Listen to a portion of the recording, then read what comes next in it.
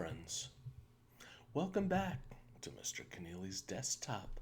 We're going no music today because I tried to load this video and had some copyright issues.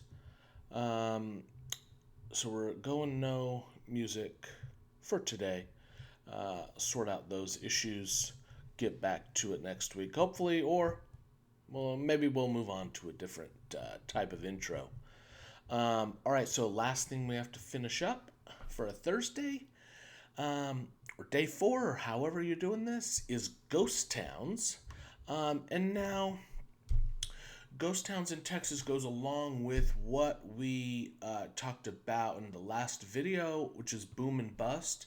And oftentimes what happened was that, these cities would be built out because there'd be a boom because of whatever.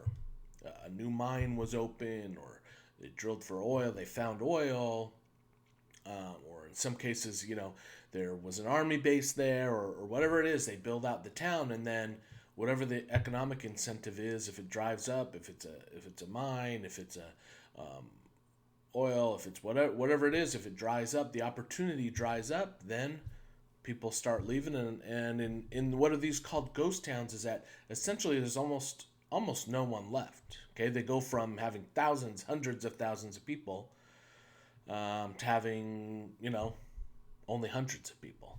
It happens really quick. And so this guy right here, the Texas Country Reporter, actually is Mr. Holtz, Coach Holtz's cousin.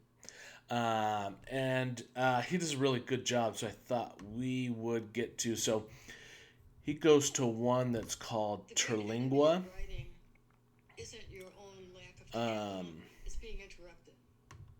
So he actually covers 3 ghost towns here.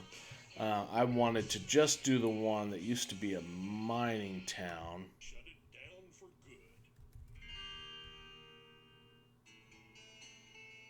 And the most popular ghost town, according to our online poll, is an old mining settlement.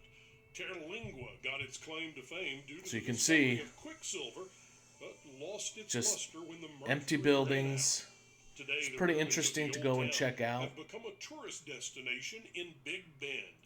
A famous bar and an international chili cook-off bring people back year after year to get a glimpse of Texas' best ghost town. So it's pretty creepy to walk through if you ever get the chance to go to one. It feels real weird, because these things were built. Usually it's they were built 50 to 100 or more years ago, and they've just been completely abandoned. These ghost towns. All right, so that's it for this week. All you've got to do now, if you're at this point, is do the quiz and then do the 3, 2, 1, what you learned for the last day. As always, I'm here if you have any questions. Let me know. Have a great weekend.